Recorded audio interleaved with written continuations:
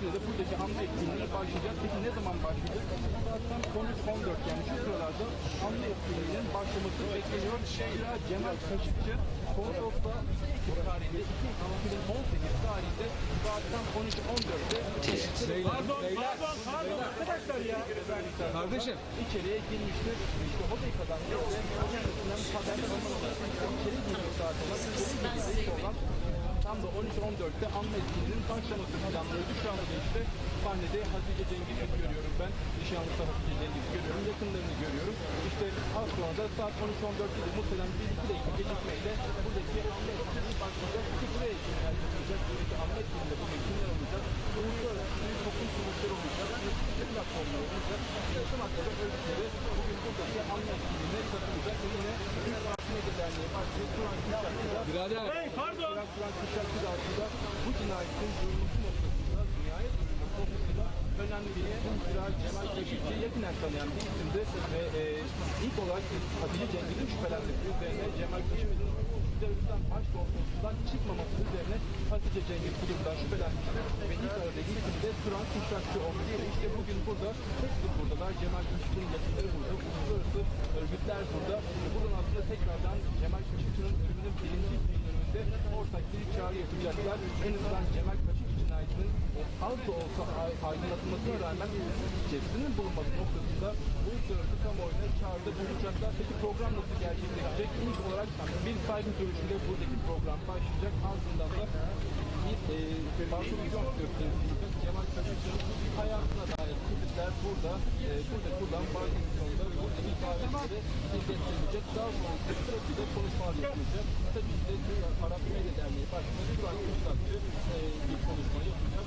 Ardından yine Hatice Cengiz'in bir konuşma yapması bekleniyor. Aslında konuşma hissesi uzun yaklaşık 8 bir arka arkaya konuşacak. Yine burada önemli bir isim olacak. Onu da anmadan geçmeyelim. Birleşmiş Milletler infazlar özel Rapporteur Callamard'dan buradaki anma etkinliğine katılacak isimler arasında yine kendisinde bugün burada bir konuşma yapması bekleniyor. Zira oldukça önemli bir gün. Cemal Khashoggi'nin Washington Post yazarı Cemal Khashoggi'nin ölümünün birinci Hello, my name is David Hurst. I was a friend of Jamal, and I'd like first to call for a minute's silence. Ortak bir çağrıda bulunacaklar. Hem cinayetin aydınlatılması. When the photographers are ready, I'd like us to observe a minute's silence.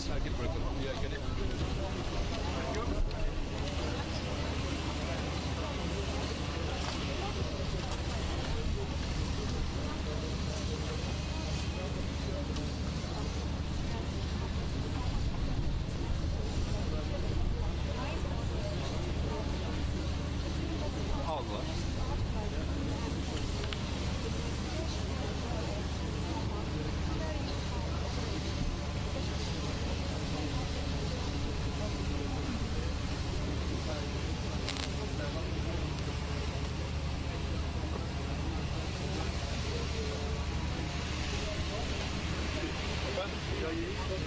Olur ama ararlar. Yani diğer kanallar buraya dönerse size dönecekler. Saat başı gibi düşünme yani. Thank you for coming in for this distinguished panel. I know how much it would have meant for Jamal and for his widow who's with us, for the speakers that we are about to hear. First, I think there's a short film which we're going to play.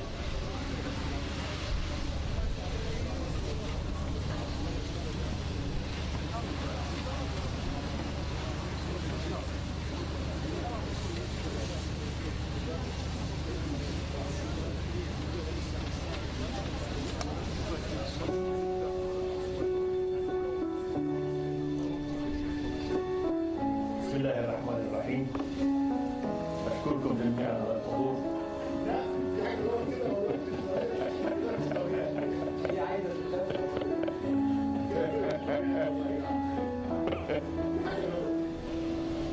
وسعيد بهذا اللقاء.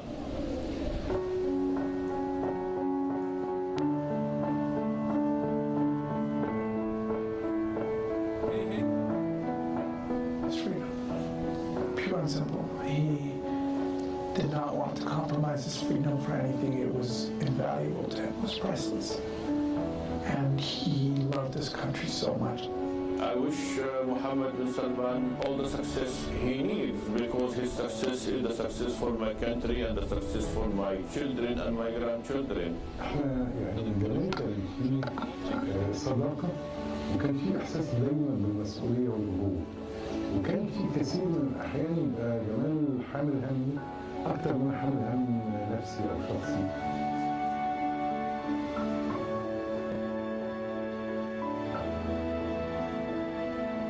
Jamal has a smile which sometimes looks like a childish one, but it looks very innocent and very beautiful, you know. You feel that human element in him.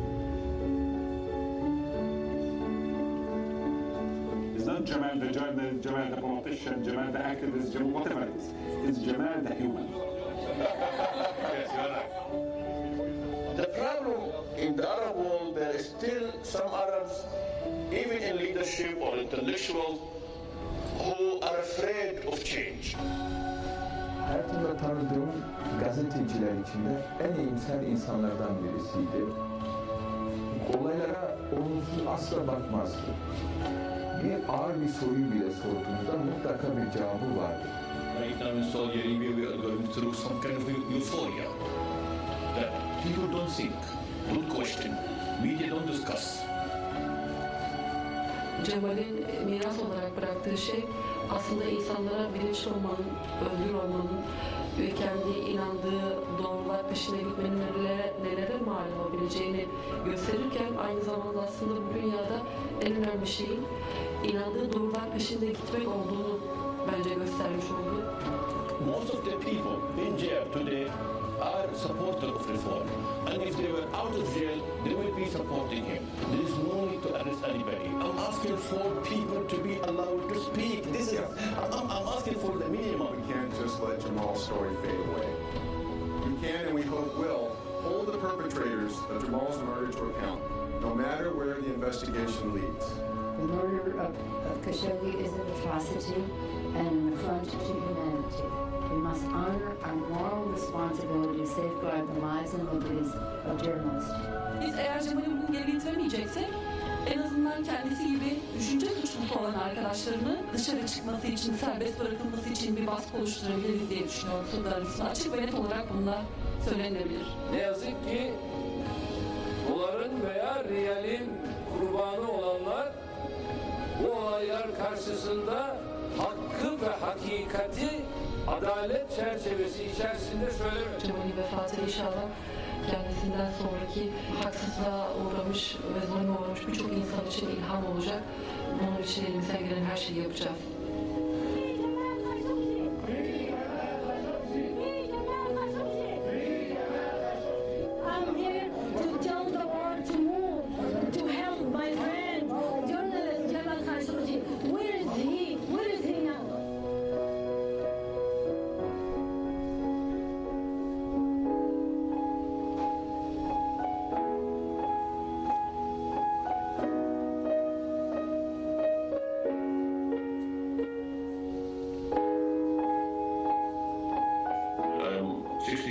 And I want to enjoy life, and I want to be free to speak for my country.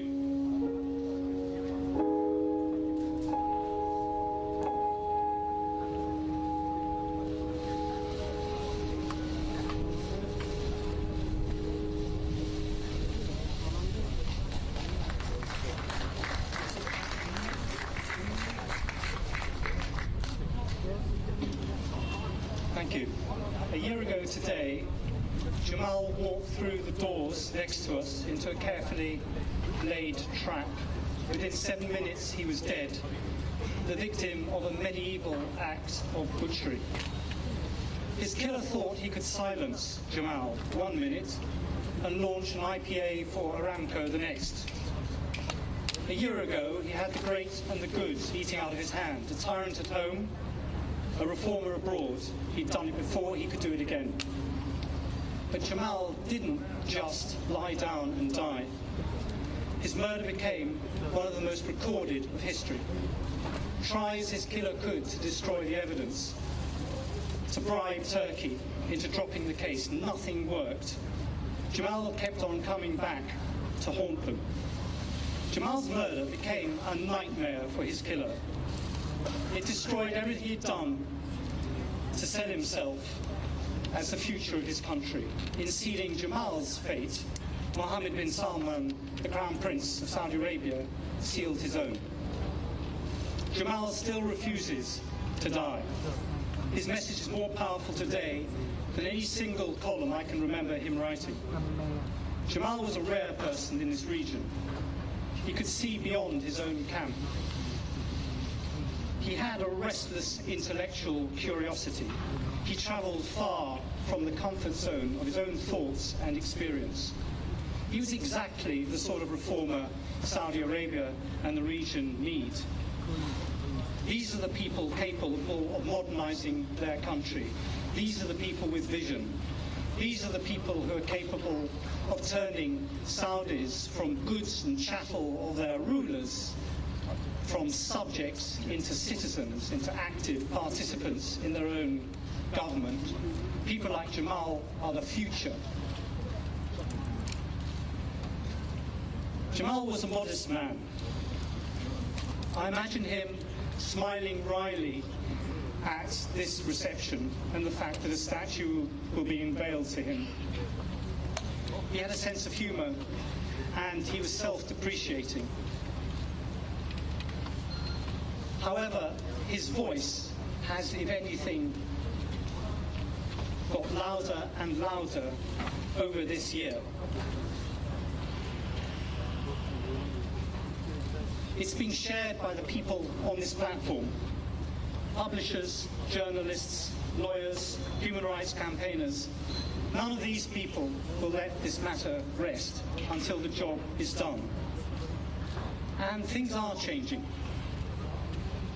Things are happening in Algeria, in Sudan, in Egypt even, and yes too, in Saudi Arabia. And we're on the cusp of change, exactly the sort of change that Jamal could see. He could see the embers of the Arab Spring still glowing, and so can all of us here today. So his message was a message of hope, and that is the message which we should carry forward today.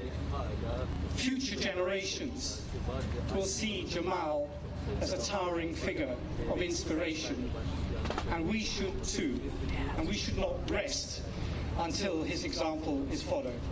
Thank you very much.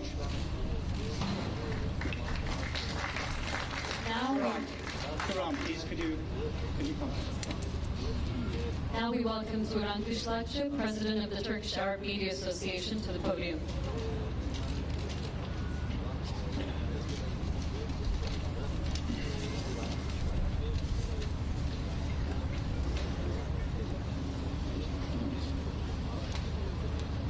I will talk in Turkish language. She will translate in English. I will talk about Jamal, how I saw him on my eyes. Cemal, adı gibi güzel bir adamdı. İyi bir insan, sadık bir dost, temiz bir kalbe sahipti. Sözünde ve amelinde samimi, kelimeleri ve kalemiyle eleştirirken dahi içten davranırdı.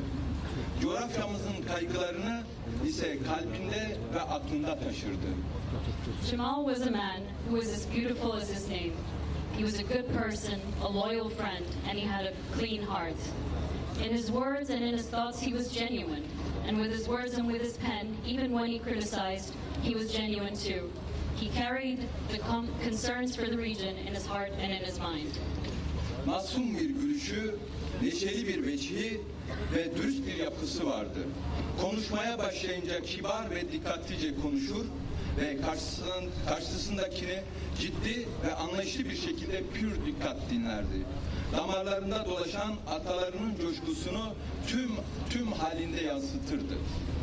He had an innocent smile, he was cheerful, and he was honest. Whenever he began speaking, he was always polite, and he spoke carefully, and he listened to the person across from him seriously, with true understanding. The blood in his veins was that filled with the pleasure and joy of his ancestors. Cemal özgür bir gazeteciydi. İşinde profesyoneldi. Titizlikle ve ciddi bir şekilde işlerine sarılırdı. Arap aleminde gazetecilik yapmanın zorluklarının ve tehlikelerinin bilincindeydi. Gazetecilik ideolojisi olmayanların mesleğidir derdi. Jamal was a free journalist. He was professional at his job. He was very careful and serious with the way that he took his work seriously. In the Arab world, he knew that it was very difficult to do the work that he did, and thus he was aware of the dangers of his profession. He always used to say that journalism is a job for those without ideology. Vatansever biriydi. Kendisinde ihlası, vefayı ve doğruluğu mezceden nadir bir şahsiyetti. Mütevazı, kibar ve saygılı biriydi. Kardeş ve dost canlısıydı. Çocuksu ve munis bir kalbe sahipti. O hür düşüncenin kalesiydi. Jamal was a patriot. He valued truth and justice above all else. He was modest, he was polite, and he was respectful. He was friendly, and he knew the value of good relationships. He had a sweet, almost naive, childish heart, and he was a pillar of freedom of thought. Bu halim ve selim insanı iki kez şehit ettiler. Önce onu öldürdüklerinde şehit oldu. İkinci olarak da barbar ve alçak katliam ile kanıtları tahrip ederek öldürdüler. Fakat şunu unuttular. Bu çocuksu kalbe sahip adam ölmeyecek ve insanlığın ebedi muhayyilesinde yaşayacaktır. This wonderful human was killed twice. First, when he was murdered, and second, with the barbarian and immodest claims that followed after his death. But they forgot about this. This man, with a heart of gold, will never die, and he will always live forever in our consciousness, in the consciousness of all of humanity.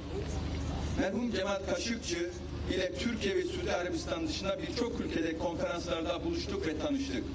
Coğrafyamın çocuklarına çıkış ve kurtuluş olarak demokrasiyi ve Türkiye'yi örnek gösterirdi hep. Türkiye Cumhurbaşkanı Erdoğan'a büyük bir hayranlık duyardı. Askeri juntalar, diktatörler ve radikal dini gruplar arasında sıkışmış halklar ve gençler için Arap Baharı'nı bir umut olarak görmüştü. İşte o güzel insan sözünü söyledi ve gitti.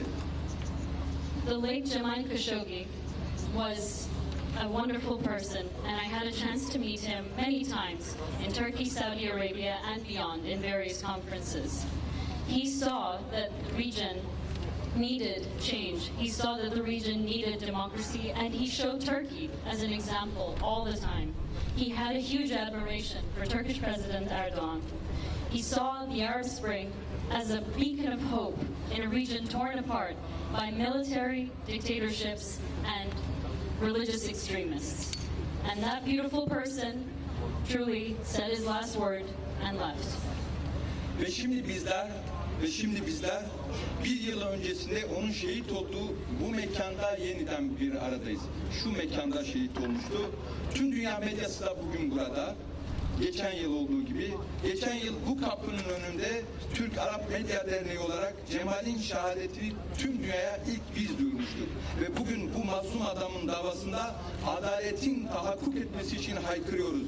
Cemal'in cesedi nerede ve onu katledenler cezasını bulacak mı? Now, 1 year after he was martyred, we are again in the same location, with the whole world and the whole world's press as our witness. Last year, the Turkish Arab Media Association was the first organization to announce Jamal's martyrdom. And today, in the case of this wonderful, innocent man, we call for justice and we ask, where is Jamal's body? And will the people who did this atrocity to him be brought to justice? Ayrıca Suudi Arabistan'dan bu binayı bize vermelerini talep ediyoruz. Burada onun adına bir müze kuralım ve anısını ebedi yaşatalım. Bilinmeli ki Fransız devrimi için Alexis de Tocqueville neyse Arap Baharı için Jamal Khashoggi da gelecek yüzyıllarda aynı duygularla anılacaktır. Furthermore, we call upon the Kingdom of Saudi Arabia to give this building to us. We would like to create a museum in his honor and in his name so we may honor his legacy forevermore. It should be known that whatever Alexis de Tocqueville was for the French Revolution, so too will Jamal Khashoggi be for the Arab Spring for years to come. Ve son olarak mağlupların tarihini yazan galiplerin unuttuğu bir şey var. O da mazlum yüreklerin yakacağı ateşin bir gün zulmü yakıp kül edeceği gerçeğidir. Çok teşekkürler, sağ olun. And there is one thing that the atrocious people who have committed this have forgotten. He, too, will not be allowed to be forgotten by anyone standing here today. Thank you very much.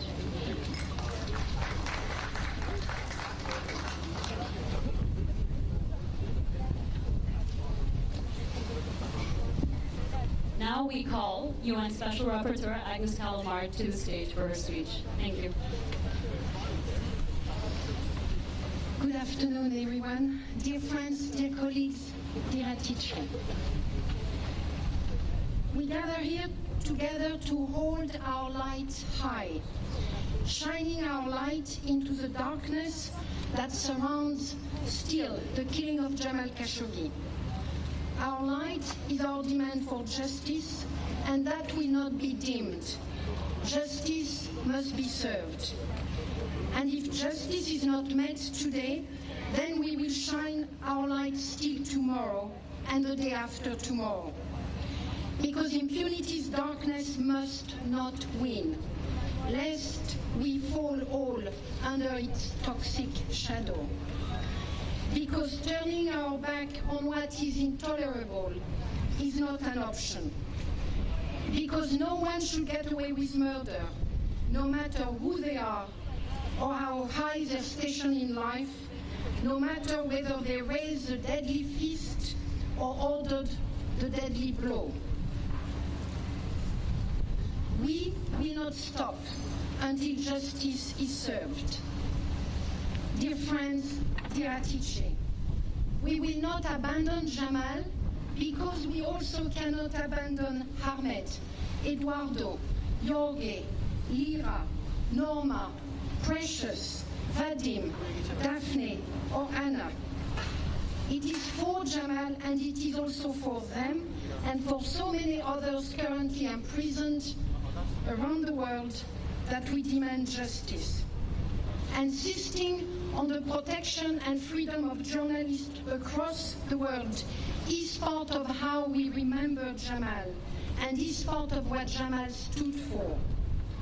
By insisting that no one, not even a power as influential a state as Saudi Arabia, should ever get away with murder, we are also standing up against any and all authorities that would seek to do the same, to kill with impunity journalists, human rights defenders, dissidents, and then audaciously rely upon the indifference of the world to provide them crude cover. To all of you present here, to human rights defenders, to activists, I pay you my respect. We pay you our respect. Specifically, I want to honor all the journalists and the media outlets that around the world have relentlessly investigated and publicly reported on the killing of Jamal Khashoggi. Your work, too, is justice for Jamal. My call to you, persist, insist, expose for Jamal and for the other Jamals around the world. This is how we will amplify our demand for justice for Jamal, amplify our demand for justice for the many others who are executed or imprisoned for their independence of mind, their courageous coverage and brave reporting. We will not forget, we will remember, and we will not give up. Please do not give up. Please keep demanding and shining your light for justice. Thank you very much. Now we welcome human rights activist Mohammed Sultan to the stage.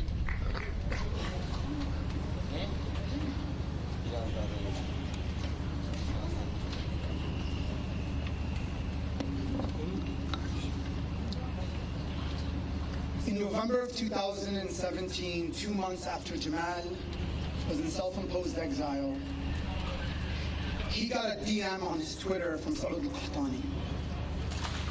He was with me in the car. We were both on our way to my house for dinner. The DM asked that Jamal call him and give him a number. Jamal anxiously hurried to the house, told me to quiet the kids, and told me to record the phone call. He called Saud. Saud did not pick up. He returned his call, and Jamal signaled to me to start recording the phone call. It was 1 minute and 42 seconds.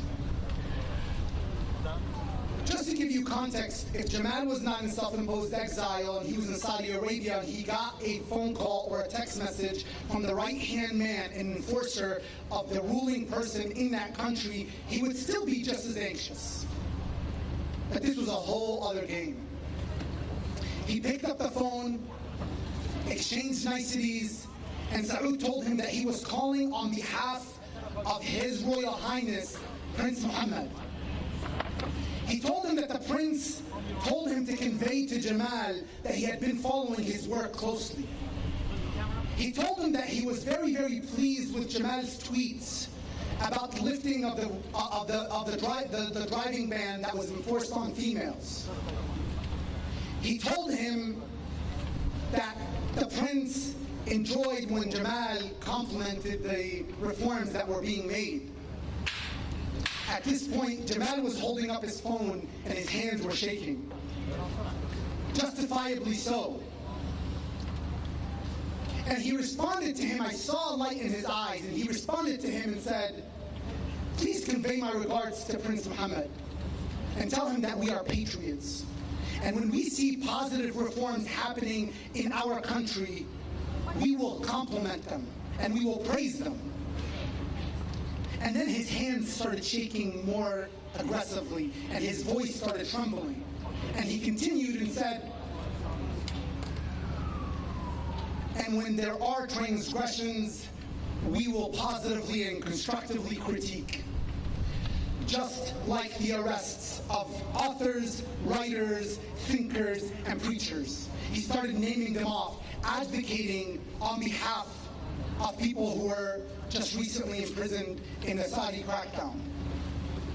You see, up until that point in my relationship with Jamal, I was very skeptical. This was a man that worked for people that put people like me in prison. And I was rightfully skeptical of him up until that point.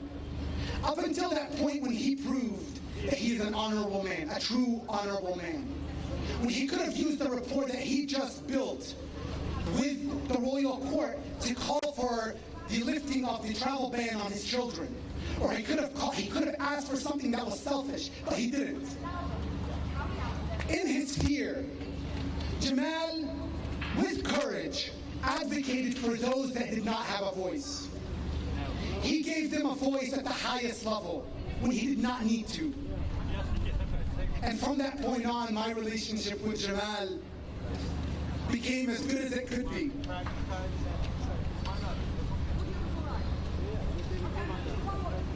You see, Jamal's story isn't very different from millions of Arabs in the region, dissidents and exiled folks, who are living in perpetual state of fear of persecution, constantly looking over our shoulders. I'll give you an example. We stand here today. If any single one of us were to channel their inner Jamal, their pragmatic Jamal, and extend a peace offering, our hands with a peace offering to these authoritarian regimes, we would just be treated as their mortal enemies and we would be just as targeted if we resisted them. Do you know why? Because these regimes are operating under the premise that they rule over us.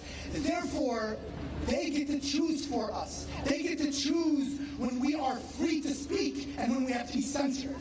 They choose for us when we can be be jailed or given our partial freedoms. They want to choose for us when we are traveling, when we can travel, and when we are banned, and even in exile. And even in exile, that they will hunt us down. They want us to be, we are mere subjects to them, and they rule over us with fear and with oppression. So we are left with no choice. We're damned if we resist, and we're damned if we don't. See, just like Jamal, all we want is a normal life. We want to live a life of family, routine. We don't want to go through this perpetual, compounded oppression with no breaks, where you have to wake up every single morning and check your phone if one of your friends or family members has been jailed, killed, tortured, or chopped up in a consulate. And again, as I said, what happened to Jamal is just an ugly and messy manifestation of everything that's been happening around the region. Is it now okay to start paying attention to the symptoms of authoritarianism, to the symptoms, to the disease of authoritarianism, not the symptoms? Can media outlets, policymakers, and influencers talk about the same issues that Jamal got killed defending and shedding light on?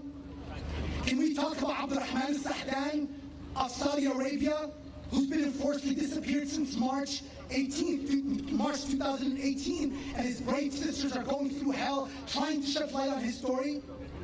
Can we talk about Mustafa Nagar of Egypt, who's been enforcedly disappeared since September 28, 2018, just a few days before Jamal was enforcedly disappeared and killed right here?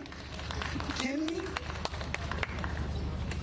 You see, can we talk about the tens of thousands of political prisoners, the thousands of extrajudicial killings and enforced disappearances in the region?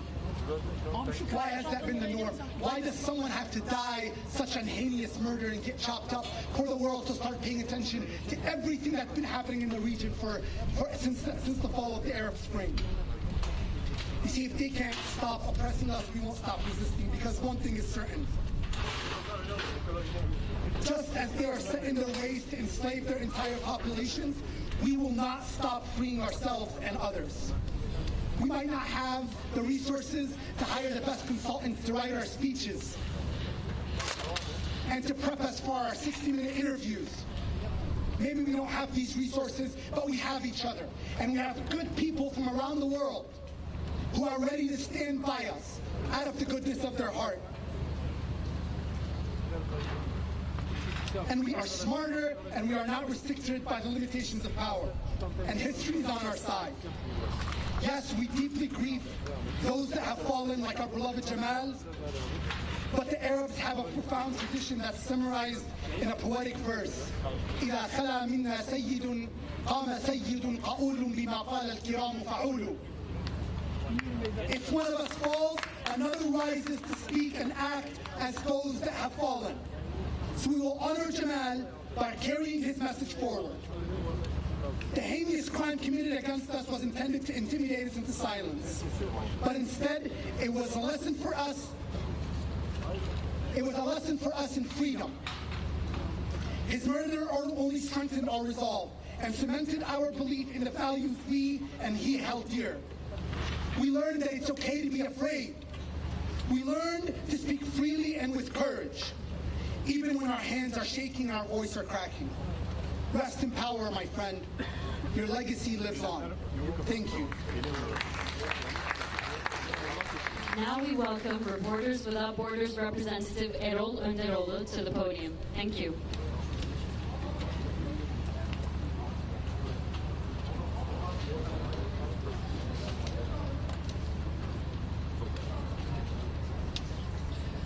Dear friends, dear colleagues, dear Hatice Cengiz, today we are paying tribute to Jamal Khashoggi, to whom the world owes justice.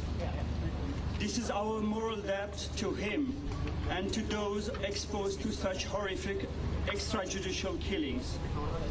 Reporter Without Borders was present here for Jamal Khashoggi in the very first days of his assassination in front of this building where this heinous crime was committed just 1 year ago.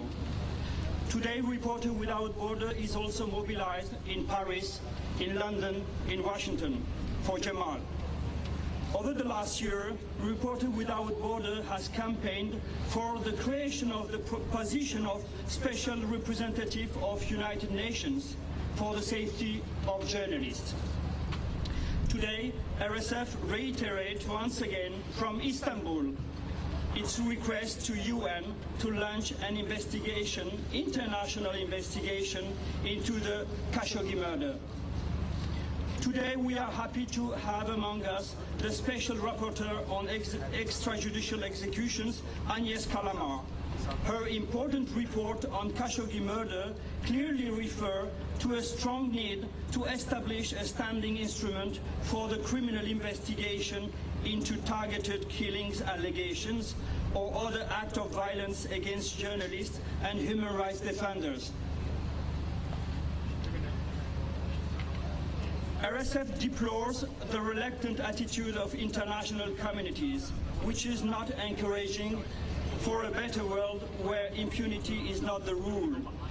We call on democratic societies and countries to raise their voice, to reject any forms of reluctance, hesitations, or double standards when fundamental human rights values are questioned or challenged, in this example, in the most horrific way. Saudi Arabia should not be able to exercise the G20 presidency unless civil society and foreign leaders insist that it accept the consequences, which must include guaranteeing press freedom, protecting journalists, and putting the light on this murder, including the release of more than 30 journalists remaining behind bars in this country. We expect a full accounting, and we think that sentencing perpetrators to death in Saudi Arabia would just be a way to silence them forever, to conceal the truth. Our organization remains committed until justice is made for Jamal Khashoggi. Thank you very much.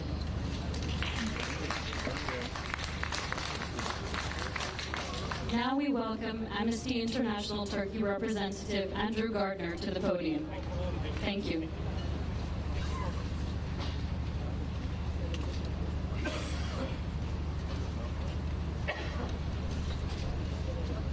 I stand before you today, first and foremost, as a representative of the global Amnesty International movement, to say how humbled we are and how proud we are to stand with you today as the friends, as the colleagues, as the fiancé of Jamal, and how we will continue with you to call for justice. We will never give up on this. And our belief that the only thing that can guarantee justice is for an international, UN-led investigation with the power to interview all suspects, whatever their level in government or position of power, to see all evidence, to be able to visit every crime scene. And how much this contrasts with the sham trial process going on today in Saudi Arabia that is supposedly setting out to expose what happened. This process lacks the most basic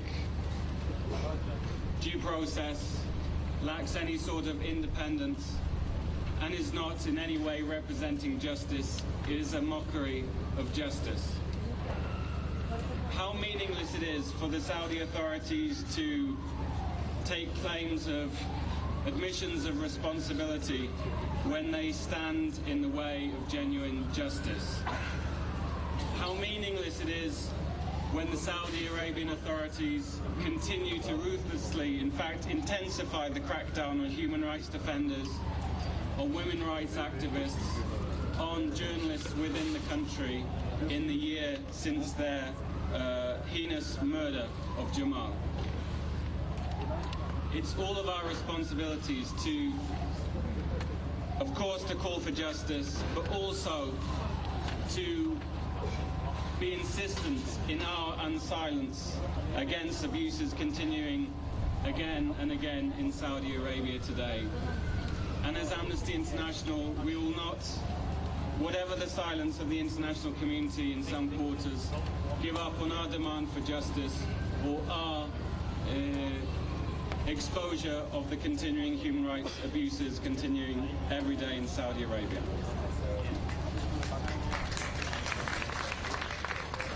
Now we welcome Yasin Aktay, former MP and close friend of Jamal, to the podium. Thank you. Çok değerli Cemal Kaşıkçı dostları, hepinizi hürmetle ve muhabbetle selamlıyorum. Dear friends and colleagues of Jamal Khashoggi, I welcome you all with grace and gratitude. Artık eminiz ki Cemal Kaşıkçı ismi bir sembol haline gelmiş olduğu için bu selamlama zannediyorum yetiyor. Neyin sembolü? Cemal Kaşıkçı artık insan haklarına saygının, özgürlüklerin, insan onurunun sembolü haline gelmiş. Dünyamızda cereyan etmekte olan birçok olumsuzluğu deşifre eden, afişe eden sembol bir isim haline gelmiş bulunuyor.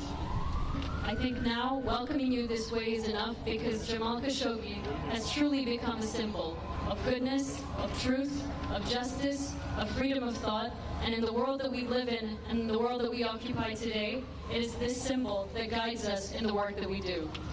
Bir bakıma o her gün dünyamızda, özellikle de bölgemizde cereyan etmekte olan benzeri birçok cinayetten birine kurban gitmiştir. Unfortunately, Jamal has become victim to a murder which actually has a lot of similarities to other murders in the region. Bunun gibi dünyamızda birçok cinayet olmaktadır. Her gün Suriye'de yüzlerce, bazen binlerce insan vahşi bir biçimde sivil insanlar, çoluk çocuk, kadın, medeni sivil insanlar demeden katledilmektedir. Unfortunately, in our region today, there are murders that have gone beyond count.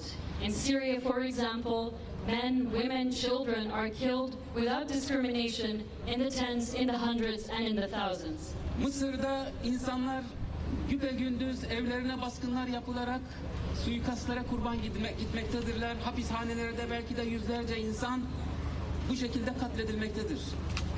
In Egypt, there are people that are woken up in the middle of the night to be dragged to their deaths, to be dragged to their jail cells, to be dragged to torture as well.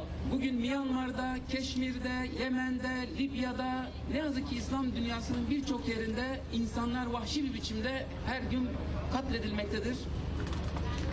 In Myanmar, in Kashmir, in Yemen, and in Libya, and in other places in the Muslim world, so many people have gone victims to such awful, atrocious crimes. Cemal Kaşıkçı bütün bu cinayetler arasından bir cinayet denilip geçiştirilebilir mi? The question is, can we discount this murder as just one among those? Evet, aslında Cemal Kaşıkçı bütün bu cinayetlere bize tekrar dikkat çeken, bize dünyamızda olup biten bütün bu olumsuzlukları kaim kılan, bunları mümkün kılan bir düzeni bize ifşa ediyor. In fact, Jamal Khashoggi's murder has reminded us of these other murders, has become a symbol of what we need to stand for in this region. Tarih boyunca birçok cinayetler işlenmiştir ama bu cinayetler içerisinde ilk cinayet olarak Kabil'in Habil'i öldürmesini anıyoruz. Yezid'in Hazreti Hüseyin'i katledişini zikrediyoruz, hiç unutmuyoruz. Çünkü bu cinayetler insanlık aleminde, insanlık hafızasında kalmış birer sembol cinayetlerdir. Throughout history, there have been countless murders, but there are those murders that we never forget, such as the murder of Abel through the hands of Cain, and other murders as well. However, these murders stand the test of time because they remind us of how truly atrocious this can be. Kardeşlerinin Hazreti Yusuf'u kuyuya atması da böyle tarihsel büyük olaylardan, büyük cinayet teşebbüslerinden bir tanesidir. It's like the brothers throwing Joseph into the well. It is another example of a murder that history will not forget. Cemal Kaşıkçı da cinayetlerden bir cinayet dediler. Bazı analizler duydum. Diyorlar ki ya bu kadar çok insan ölüyor. Uluslararası ilişkilerde devletler böyle şeyler yaparlar. Bunları da çok büyütmemek lazım. Hayır, büyütmek lazım. Cemal Kaşıkçı'nın cinayeti bugün aslında bütün bu cinayetlere, bu cinayet düzenine bize dikkat çekmiş bir isimdir. I have heard a lot of commentary and a lot of analysis following the murder of Jamal Khashoggi, saying, who is Jamal Khashoggi? He's just one man among hundreds, among thousands who are killed in the region every single day. Why should we pay so much attention to this one murder? But I say to them, no. The whole point is that Jamal's murder has reminded us about how atrocious it is that we have forgotten the murders in this region. O ölümüyle aslında bizi uyandırdı. Bir tür Kerbela hadisesi yaşattı. Çağımızın Kerbela'sını yaşattı. Ama ölümüyle, öldürülme tarzıyla bizi uyandırdı. With his death and with the awful manner of his death, he has reminded us about the times that we live in and the things that we let fly us by, the things that we allow to happen to journalists around the world. Onu neden öldürdüler? Çünkü düşüncelerinden korktular. Why did they kill him? Because they were afraid of his thoughts. Halbuki onu öldürdükleri için, belki de tam da onu öldürdükleri için bugün onun düşünceleri çok daha fazla canlı, onları çok daha fazla tehdit edecek hale geldi. And yet it is precisely because they chose to kill him that his thoughts are going to live forever and his murder is going to be noticed by a community much larger than what knew him in his life. Therefore, they have shot themselves in the foot by allowing this murder to take place, by allowing us to notice about the atrocities in the region and the murders of journalists in the region. Onun için düşüncelerden korkanlara, özellikle korkan diktatörlere söylüyoruz, diyoruz buradan mesajımız, düşüncelerden korkmanız sizin ecelinize çare değildir. Thus we call upon so many dictators today, do not be afraid of thoughts, because your fear of these thoughts is precisely what causes you to have these problems and to face the world stage and the world press in the way that you have done today with Jamal.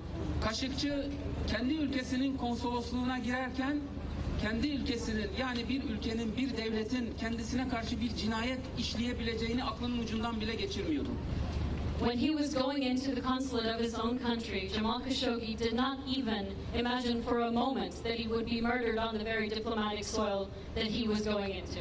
Çünkü devletler tabiatları icabıyla insanları öldürmek için değil, insanları yaşatmak için var olurlar ve yaşattıkları ölçüde de var olurlar. Because states exist not to kill people, but to facilitate their life, the continuity and the happiness of their lives. Bizler bu olayı ilk duyduğumuz andan itibaren çok değerli dostumuz, nişanlısı Hatice Cengiz hanımefendi bana bu olayı bildirdiği zaman, başıma bir şey geldiği zaman beni aramasını söylediğinde ben üzerime çok ağır bir sorumluluk hissettim ve hemen elimden geleni yapmaya koyuldum ama fark ettik ki bize haber verildiği anda zaten 2-3 saat önce ölmüştü bile. When I first found out about this murder, when it was brought to my attention by the wonderful Mrs. Hatice Cengiz, when it was told to me that I was the one Jamal told her to call if anything went wrong while he was in Turkey, I felt the immense responsibility of that on my shoulders. But to my dismay, when I looked into it further, I realized that he had already been dead for 2 to 3 hours before her call. Çünkü içeriye girdiği anda zaten ilk 10 dakika içerisinde öldürmüşlerdi ve gelen katil ekibin onu bir yere kaçırmak, ikna etmek gibi bir niyeti değil, tam tamına onu öldürmek için gelmiş olduğu, bütün planların buna göre yapılmış olduğu sonradan anlaşıldı. Because Jamal Khashoggi was murdered within the first 10 minutes of his entrance into the Saudi Arabian consulate in Istanbul. And it is this 10 minutes that proves to us that they had no intention of questioning him, of capturing him, of kidnapping him, but rather their intention was to murder him from the very beginning. That is what they had planned all along. Dolayısıyla beni arama yönünde bana yüklenen sorumluluğum ben onun hayatını kurtarmak için değil, onun davasını gütmek için, onun uğruna kavga verdiği değerler ki o değerler hepimizin değerleriydi, benim de değerlerimdi. O değerler adına biraz daha aktif bir biçimde kavga etmek için, daha fazla onların mücadelesini vermek için üzerime yüklenmiş bir sorumluluk olduğunu hissettim ve o günden bugüne ne yaptıysam bu sorumluluk adına yaptım. Thus, the responsibility that I felt on my shoulders from the first moment that I received that call, I now interpret that not as a call to find him and to ensure his livelihood, However, I interpret that instead as a duty to honor his message and to further his message in the world today. He represented values that both I and all of us believed in, and now it is my duty today to actively pursue those values and promote those values so that I may honor my responsibility to him. Burada en azından büyük bir mutlulukla şunu söyleyeyim, bir teselliyle ama çok büyük bir mutlulukla kendi Cumhurbaşkanımız, liderimiz adına şunu söyleyebilirim ki olayı duyduğu andan itibaren olayı hiçbir hesabiliğe başvurmadan, hiçbir hesap gözetmeden tamamen adaletin, hukukun gereğinin yerine getirilmesi çerçevesinde bu konuyu ele almış olduğunu size ifade etmek isterim.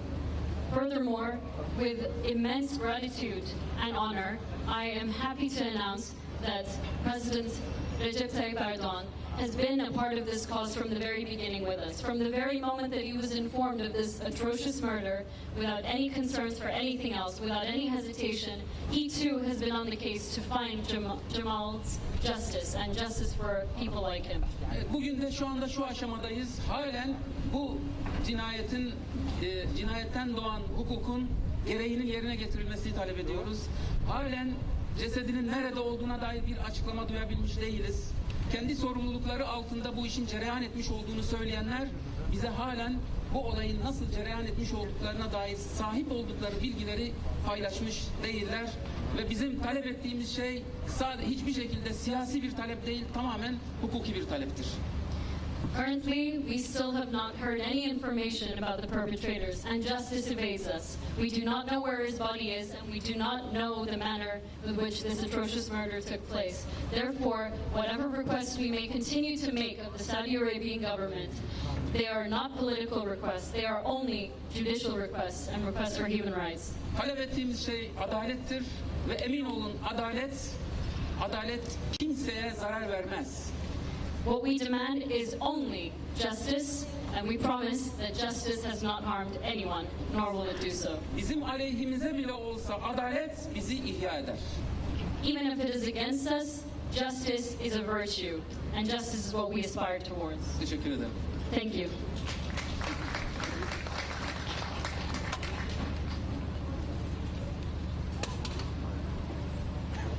Now we call Nihat Awad to the stage, who's the CEO and co-founder of Democracy in the Arab World Now.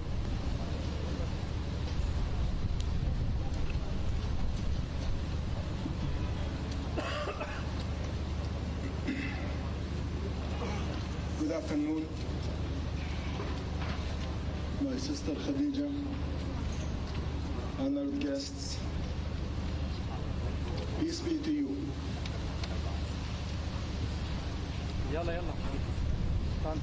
I'm a friend of Jamal's for the past 25 years. The first time I met Jamal was in 1994 in Jeddah, Saudi Arabia, when he was a journalist to Al Hayat newspaper. I wanted to meet this man because he was a brilliant writer, and also introduced to him to my organization that I just founded in 1994 to defend the rights of American Muslims in the United States. Once I walked into his office and met him for the first time, I saw a tall, round-faced man stood with his white thobe, and as we sat down and discussed introductions, something caught my eye. As I was sitting and looking at him, I could not take my eye off a picture framed on the wall. That picture was of a man in Tiananmen Square in China, standing firmly and defiantly against a tank.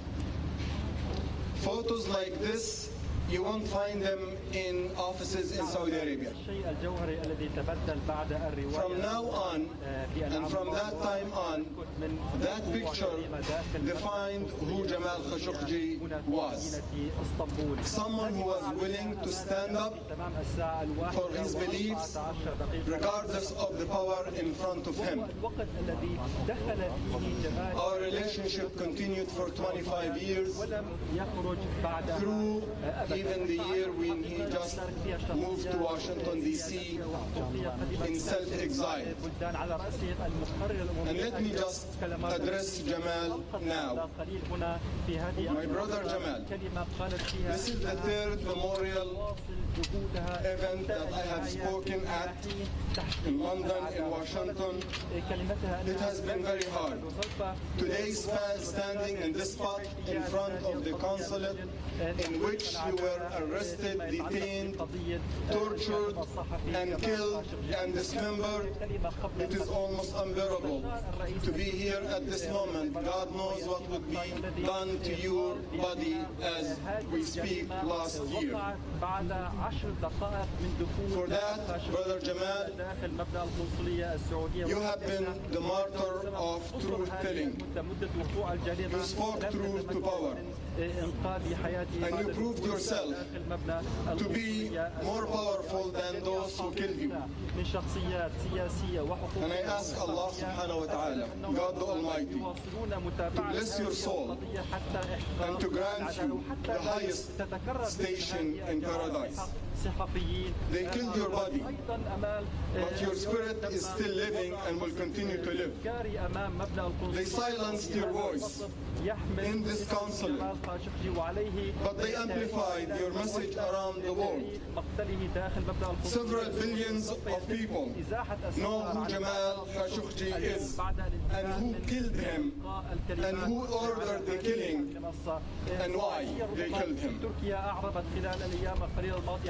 Jamal, you wanted the world to know about the war in Yemen. They do now. There are actions in Congress to stop supporting our military and financing and supporting the Saudi military and the UAE military in Yemen.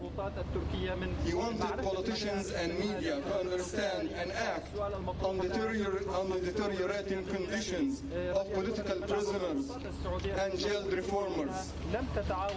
And now the world knows. Ladies and gentlemen, let me tell you a little bit about also Jamal. He truly believed in the rule of law. He believed in building institutions instead of one-man rule. He lived by it, and he was killed for it. In October 2017, Jamal sent a series of excited tweets. He had just attended CARE annual banquet, the Council on American Islamic Relations, of which I am the co-founder and executive director. He recalled talking to me in 1994 when this organization was still started. And now he was saying that this organization is the source of his pride. He wanted to contribute to civil society in the Arab world. And a few months during his stay in Washington, he visited me and asked me to help him co-found an organization to promote democracy and human rights in the Arab world, similar to our work in the United States. He proudly called it Al-Fajr, dawn, democracy for the Arab world now. The world now knows very well what happened to Jamal, but the world now is not acting fast enough to bring the perpetrators to justice. My friend Jamal, for now you rest in peace. But we, your friends and many others, we will not rest until justice is done for you and for others. And to the world, thank you for remembering Jamal today and what happened to him. But please do not forget the cause Jamal died for.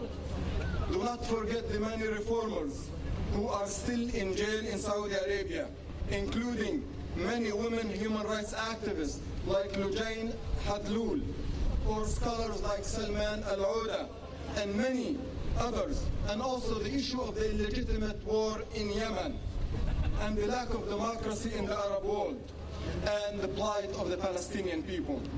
The last message, the last tweet Jamal Khashoggi sent to the world was about the Palestinian people's plight in the occupied territories.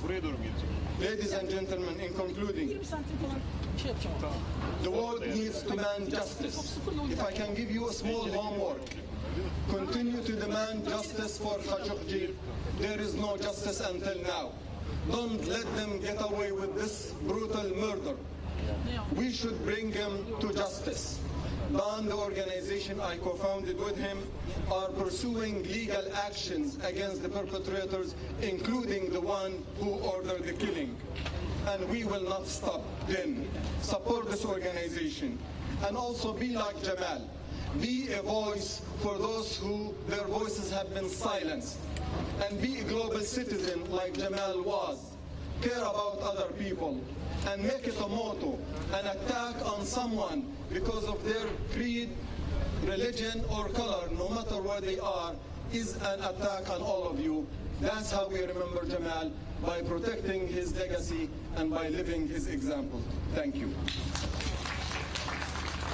Next, we have a speech by human rights activist Iyad al-Baghdadi. Unfortunately, he could not be with us today and has recorded his speech for us to broadcast at the ceremony.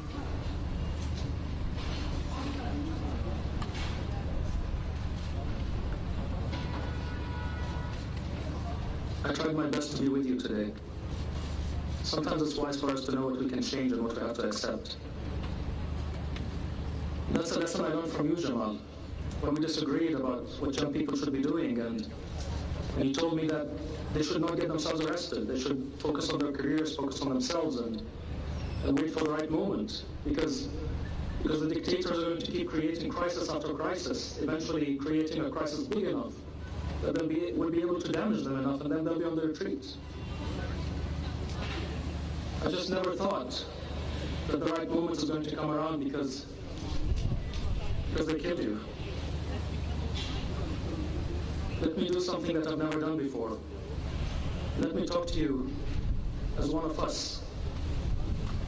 Not as the regime sympathizer that I thought you were, and not as the journalist that you insisted that you are, but as a member of our community, as an Arab Spring activist. Jamal, years from now, decades from now, we're going to be talking about before Jamal and after Jamal. The only solace that we can think about is, had you written 1,000 op-eds at the Washington Post, it would not have led to this much outcry. It would not have damaged them this much. What's before Jamal is not like what's after Jamal. After Jamal, the lines are drawn. بعد جمال تميزت الصفوف.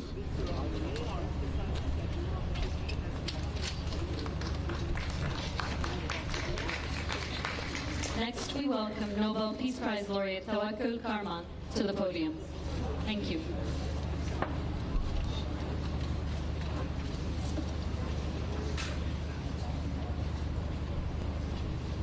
Assalamu alaikum.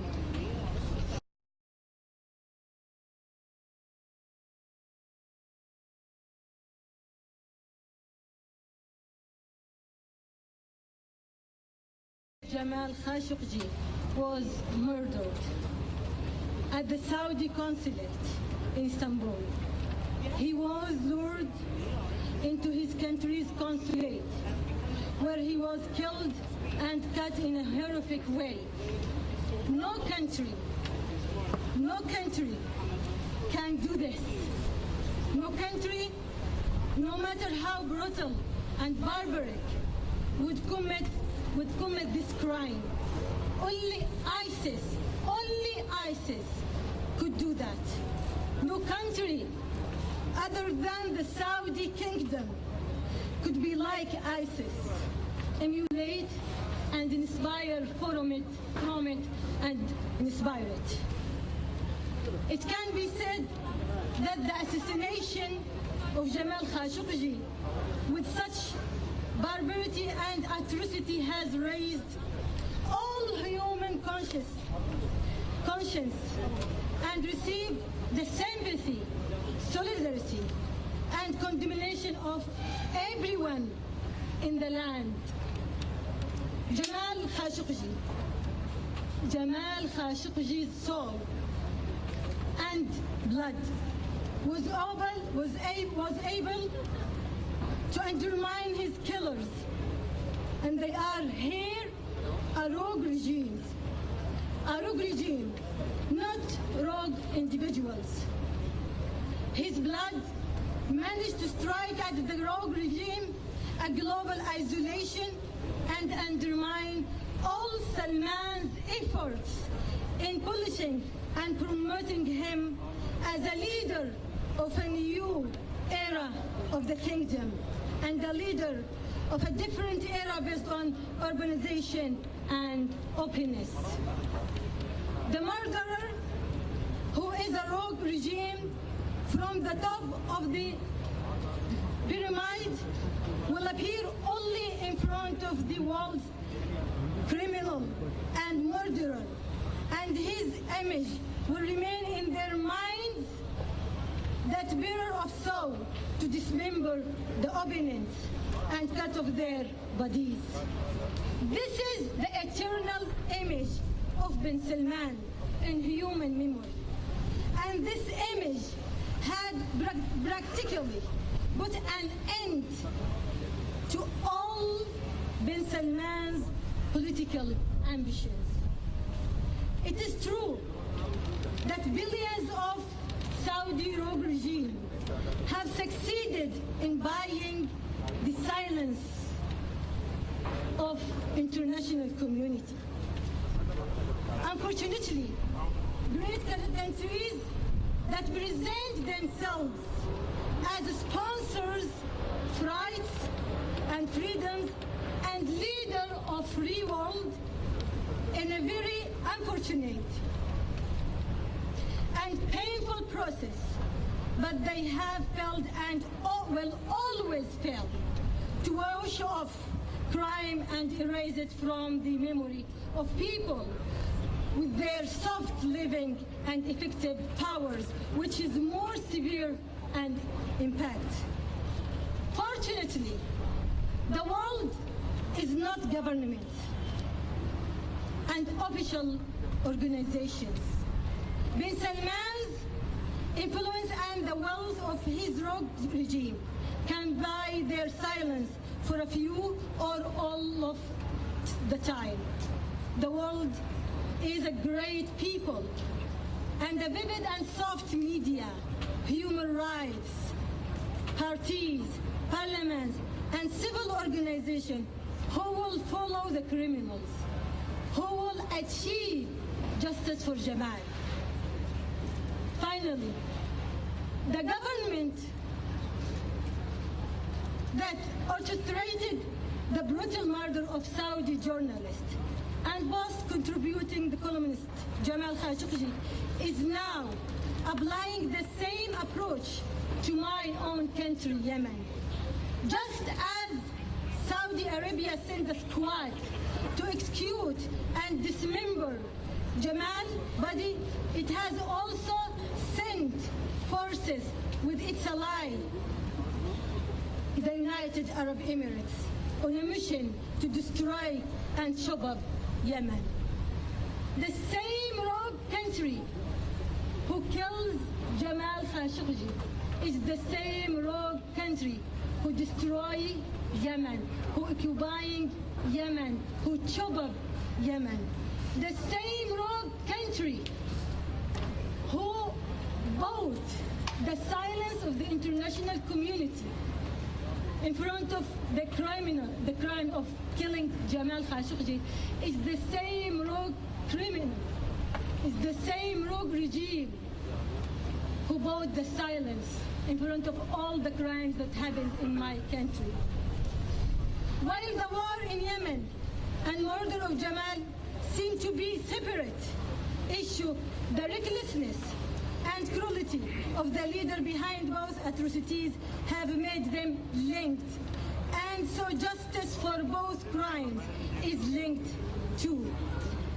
And so the prosecution The prosecution of those involved in war crimes and violation in Yemen would lead to the prosecute those who killed Jamal Khashoggi. And the opposite. The prosecute of those killers of Jamal Khashoggi will lead to stop war in Yemen. Justice for Jamal and justice for Yemen.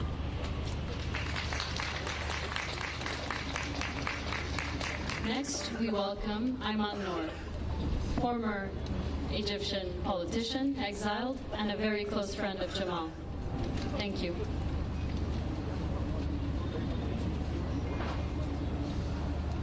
بسم الله الرحمن الرحيم. لأكثر من 3 عقود. In the name of Allah, for more than 30 years, I have known Jamal.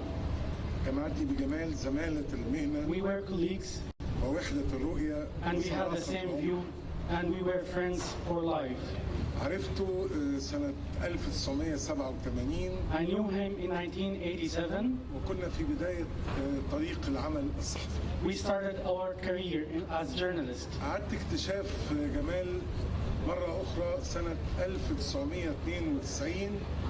We rediscovered our friendship in 1992. عندما عاد من رحلة طويلة للجزائر كان يتابع فيها الانتخابات الجزائرية والانقلاب الذي حدث على نتائج هذه الانتخابات. After he were back from a covering for the election in Algeria and the coup that happened and the experience that happened in Algeria at that time, the military coup.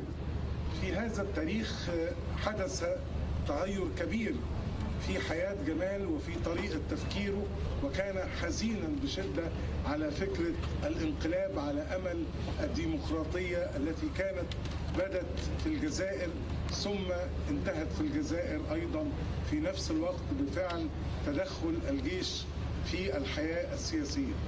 That experience really shocked Jamal, and he was deeply and in sorrow because of that experience, because that coup, that military coup, ended up the new democratic experience in the Arab world. قال لي جمال في هذا الوقت سأهب ما تبقى من حياتي دفاعا عن حق الناس في الاختيار في المنطقة العربية. Jamal told me that I will dedicate my life or whatever left of it defending people's right in choice and freedom of choice and their freedom. بعد 18 سنة ولد حلم جمال مرة أخرى عندما انطلقت الموجة الأولى من الربيع العربي، وعندما بدأ جمال يشعر أن الشعوب العربية يمكن أن تحكم نفسها لأول مرة بنفسها. Jamal was excited again 18 years after the first phase of the Arab Spring. He was more excited and he had enthusiasm and he defended the idea. أعتقد أن موقف جمال من الربيع العربي هو كلمة السر في بداية الصدام الكبير بينه وبين النظام السعودي الذي كان يتخذ موقفا معاديا للربيع العربي، بل أنفق المليارات لإجهاض هذا الربيع وتحديدا في مصر. In my opinion, the reason behind the problem between Jamal and the Saudi regime is the Arab World Spring. This is the password. This is the reason behind that problem and conflict. And in my opinion, that reason also is very, very clear because that regime spent so much money, billions of dollars, to assassinate the dream in Egypt, the dream of freedom in Egypt.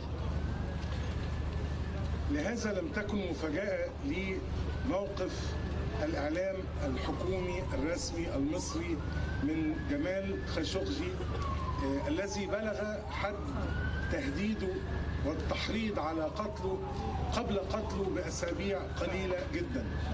The status of the Egyptian media didn't caught me in surprise at all, because they hinted and said explicitly that they really encouraged for the assassination of Jamal Khashoggi, even weeks before his death. في 2017 قال لي جمال عندما حضر إلى اسطنبول أن محمد بن سلمان وسعود القحطاني في لقاء خاص معهم، وكان آخر لقاء له مع محمد بن سلمان، أبلغه باستيائه من تكرار زيارات جمال لي في اسطنبول، وسأله عن سر هذه العلاقة. And in 2017, Jamal told me that Saud al-Qahtani and Mohammed bin Salman called him and asked him several times, why is he meeting me? What about this friendship between me and him? And جمال أجاب إجابة عبقرية لن أنساها ما حييت. كتب على انستغرام تدوينة قصيرة قال: أيمن نور صديقي، منذ 500 عام تجمعنا الصداقة ووحدة الرؤية وحب الحرية. Jamal's reply was very, very genius. He plugged on Instagram a photo and wrote under it, "We are friends since 500 years ago. We are colleagues, and this friendship has something to do also with the view that and the status that we have." العدالة التي نطلبها لجمال خاشقجي اليوم بعد مرور سنة على واقعة اغتياله ليست هي محاسبة صغار المسؤولين اللي قدمتهم النيابة للتحقيق أو للمحاكمة، ولا حتى محاسبة سعود القحطاني، ولا حتى محاسبة الذي حرض على هذه الجريمة محمد بن سلمان. In my opinion, the request and demand for justice in the name of Jamal Khashoggi and his cause is not at all calling for a judging or taking to court those people who committed the tools, the middle officers, or even that decision made by the public general prosecution. It's not at all like that, or even bringing to court Mohammed al-Qahtani or Saud al-Qahtani or Mohammed bin Salman. This is not the idea or the case. العدالة التي نطلبها لجمال هي الانتصار للقضية التي منح جمال حياته وضحى بعمره دفاعا عنها، وهي قضية الحرية، قضية الديمقراطية في هذه المنطقة العربية. But justice for Jamal, it means supporting the cause that he sacrificed his life in the name of it. And this is the cause of freedom in our Arab world. أقول لصديقي جمال بعد عام من غيابه أنه ما زال حاضرا في القلب وفي العقل. Oh Jamal, you are with us, in our minds, in our heart. أقول لصديقي جمال أن أول لحظة حزن على الديمقراطية عندما شعرت بها سنة 92 في الجزائر، أن الجزائر الآن تنتصر مرة أخرى للديمقراطية وتبدأ الموجة الثانية من الربيع العربي.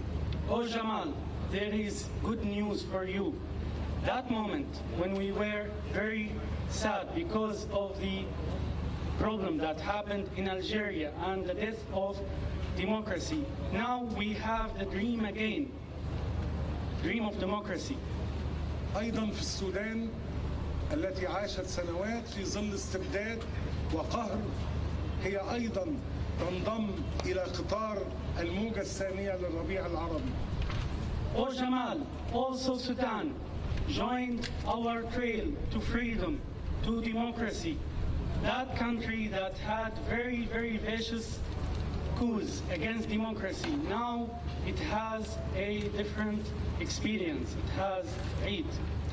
وأنا متأكد أن جمال وروح جمال سعيدة في الأيام الأخيرة بأن مصر أيضا تلحق بقطار الثورة أو الربيع العربي في موجته الثانية. Jamal, I believe you are happy now because we are in the second phase of the Arab Spring. We are doing it. We are on the success train toward the freedom and democracy. كان دائما جمال يؤمن أن مصر هي بوابة الحرية والديمقراطية لهذه المنطقة. Jamal thought that Egypt is the gate for freedom and democracy. وأقول لجمال اليوم أن بلاده نفسها ستلحق بقطار الحرية وبقطار الربيع العربي بعد أن فشل من قتلوا جمال في كل خطواتهم، فشلوا في كل ما تصوروا أنه يدعم حكمهم أو إنجازاتهم. Oh Jamal, you should be happy also. Your country now is catching up the train for freedom. Those people who tried to kill our dream and your dream are now or almost living or having the same experience that you died for. سلام عليك يا صديقي من ثوار الجزائر. Peace be upon you. Rest in peace. This is a call from Algeria revolutionists. سلام عليك من أحرار السودان ومن شباب مصر. Peace be upon you from Sudan revolutionists and from the youth of Egypt. سيبقى دمك يا جمال وقودا للثورة، للحرية، للمبادئ. Oh Jamal, your blood will be fuel for revolution, freedom, and صدقت يا صديقي عندما قلت أن عمر صداقتنا 500 سنة. سأظل أنا وأولادي وأحفادي وأجيال قادمة مدينين لك بالحرية التي كنت دائما تحلم وتعمل من أجلها. Oh Jamal, friend of my life, my dear friend, you were right. You said our friendship age is about 500 years. I will be, and my children, and my grandchildren, remember you for centuries to come, and we thank you. أعدك يا صديقي أننا سيأتي يوم قريب نأتي إلى هنا، إلى المكان الذي فقدت فيه حياتك، كي نحتفل معا بعودة الحرية إلى بلادنا العربية من مشرقها إلى مغربها. Oh Jamal, finally, I promise you that in one day we will come again to this place, very place that you lost your life in, that you were assassinated in. We will come all together, your friends and the people who loved you, to celebrate victory for the principles that you paid and dedicated your life, the price for it. سلام عليك يا جمال ورحمة الله وبركاته. Oh Jamal, rest in peace. Next, we welcome former Al Jazeera director and Al-Sharq Forum president Vada Kampa to the podium. Thank you. Assalamu alaikum wa rahmatullah. If Jamal was with us today, he would have said the following: I am proud to be a journalist. I am proud to belong to this profession that stood for the cause of freedom and democracy and demanding justice for Jamal and for those who Jamal stood for. Thank you all. All of us today have become the voice that Jamal wanted the world to hear. They wanted him not to have a grave, but eventually in every heart he has today a shrine. They wanted him to disappear, but his image and his voice is chasing them everywhere. Now I give you the good news. the best allies for revolution are dictators, because they are very, very stupid. And the ones that we have in the Arab world have extra stupidity. So today, 1 year later, the good news is that the second phase of the Arab Spring has started. Jamal has predicted this, and Jamal didn't know that his murder will be a trigger of something huge and big like this one. The voices of everyone around us, in the streets of our cities, in the valleys and the mountains of the Arab world, and across the world, of those who understand the meaning of freedom as a way of life and as a cost of death as well, is continuing. Thank you all. Thank you for those who have joined us from all over the world today to stand here and to say that we shall never forget Jamal, neither we are going to forget the cause and mission that Jamal stood for. Thank you very much.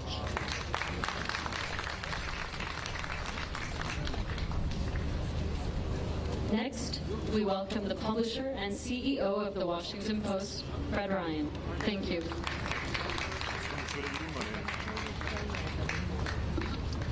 It's an honor to be here today with so many people whose lives have been touched by Jamal Khashoggi. I'm also grateful to be on this stage with so many champions of press freedom. We appreciate the work that all of you do every day to promote the safety and independence of journalists in every country. At the Washington Post, we deeply mourn Jamal's loss. His readers knew him as a talented columnist, and those who worked with him knew him as a trusted colleague and a dear friend. It is meaningful that we are joined today by Jeff Bezos, the owner of the Washington Post. Jeff has been resolute in standing for courageous and independent journalism around the world. I would especially like to thank Hatice, a brave woman whose time of great joy was transformed into a terrifying nightmare. From the depths of your anguish, you found incredible strength and determination. You have searched unceasingly for answers about Jamal's murder and have done everything in your power to spread his message about the importance of a free press. Your dedication has inspired us all. As others have so eloquently stated, this is a dark moment for those who depend on the work of a free press. Journalists are under threat, not only in this region, but around the world. They encounter censorship, harassment, and violence for doing a job that is essential to our freedom. In every part of the world, authoritarian rulers are increasing their grip on the press, trying to prevent reporters from holding the powerful to account. Even in the United States, which was always a champion of press freedom, the government has shown rising levels of hostility. Leaders across the globe must know and understand that journalists are not enemies of the people. As Jamal's work so clearly showed, journalists are servants of the people and the democratic principles that empower the people. When people have access only to information that supplied or approved by their governments, their worlds and possibilities are limited to what the government allows them to know. The only way to escape this tyranny, the only way to have free and independent lives, is to guarantee free and independent journalism. After Jamal's killing and the indifference some world leaders have shown, it may be tempting to become cynical or even defeatist. But it is worth remembering an important lesson from history. Sometimes a single event can ignite a movement, It can be a catalyst that brings about sweeping changes that endure for generations. Standing here so close to the site of an act of pure evil is not easy for any of us, because the sorrow we feel over Jamal's killing is every bit as real today as it was 1 year ago. But as we gather at this memorial to honor Jamal's life, let's commit here and now to making this a catalyzing moment. Let Jamal's life and its taking advance a movement that strengthens human rights and expands press freedom across the globe.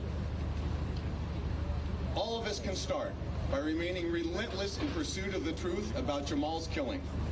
Just as he showed courage and resolve in his journalism, we must remain fearless and steadfast in demanding accountability for his murder. For journalists, carrying forward Jamal's legacy means not be intimidated into silence. That is exactly what those behind Jamal's assassination want. That is why they killed him. Instead, journalists must keep asking the next question. Keep digging into corruption. Keep demanding responsibilities for crimes and abuses of power. Journalists put their lives at risk every day because of the conflict zones they cover, the powerful people they challenge, and the wrongdoings they reveal. One way we can honor Jamal is to stand up for these men and women today and every day from now on. Their safety must be protected. Their questions to the powerful must be answered. They must be supported and defended as they go about the work that safeguards our freedom. We will never forget Jamal Khashoggi. Never. His killing is an incalculable loss for those who knew him and loved him. But if we remain vigilant in defense of press freedom, the work for which he gave his life can leave a lasting contribution to the world in the form of deeper respect for liberty, human rights, and the truth.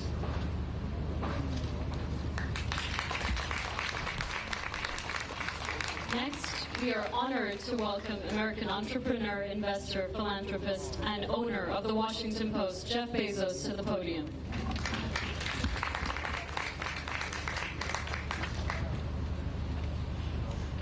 Hatice, no one should ever have to endure what you did. Right here, where you are, you paced that street for hours, pacing and waiting.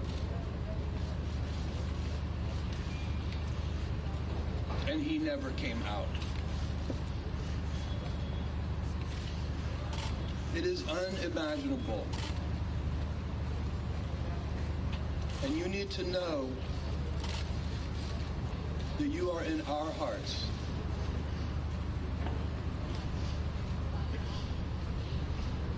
We are here, and you are not alone.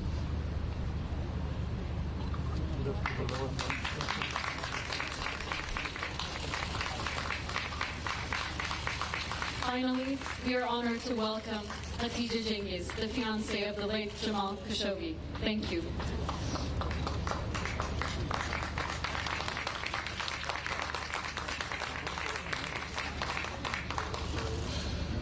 Thank you everyone for joining us here today. I am at peace when I see you all. All these amazing and beautiful people know Jamal as a journalist, as a writer, as an activist, and a great friend and common being. But to me, he was much more than that. He was my best friend. He was the love of my life. I still love him. I remember how he had so much to say, but he was a great listener. He was supposed to be my guide in life. In his life and work, He was always calling for better conditions for people in his country. He was a prominent voice calling for freedom of expression and more accountability of the state. Why he didn't succeed in his life is happening now in his death. All the world's eyes are on the kingdom. And this issue, these disagrees, follows them everywhere. Last year today, I was standing here. I was a girl in law waiting for my man to come out of the consulate. We wanted to go to dinner. We wanted to invite our friends to our wedding. Now, after a worse year in my life, I stand here, broken but proud. Proud to see you all here, and with you all I still seek justice. I want to know what happened to his body. I want his friends to be released from jail. I want that those in power are held accountable for their actions. Thank you so much. Now, I invite you to join me and unveil a small state stone dedicated to Jamal's memory, I think inside the garden. Yeah. Thank you, everyone. We ask that you please remain seated while our speakers make their way to Jamal's memorial stone. For security reasons, we cannot allow any press into the grass area. Please remain seated. Umut, live'yi al. Umut, live'yi al dedim, çıkamıyorum bak. Önü sıkıştı. Bak. Çekil abi, çekil. Abi çekil. Pardon. Yeah, I think he's got it. Members of the press, please allow our speakers to walk through without any issues. Please give them some space while they make their way to the memorial stone. Thank you.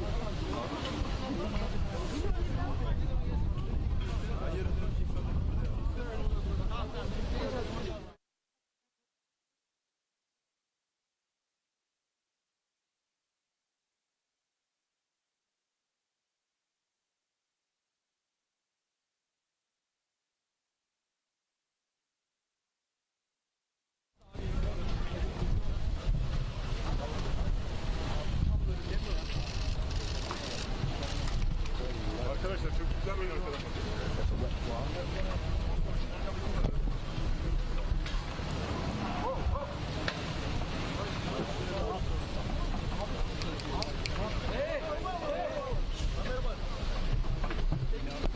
Abi o kameraman Açabilir miyiz? Açabilir miyiz?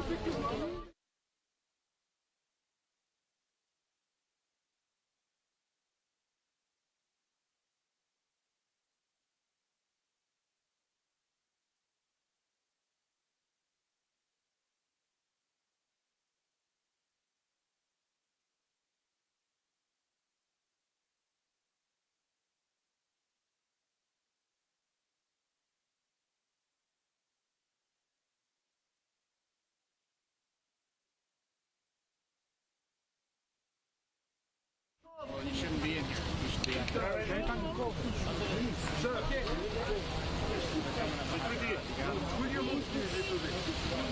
Jack, left. Jack, left.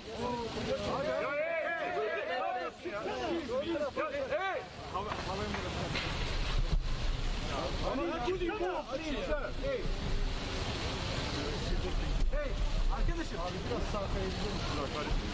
Pardon, önümüzdeki arkadaş. Yabancı anlamıyorum. Ya biraz abi organizasyonu yapanlar nerede ya? Adam önümüzü kesiyor. Hello.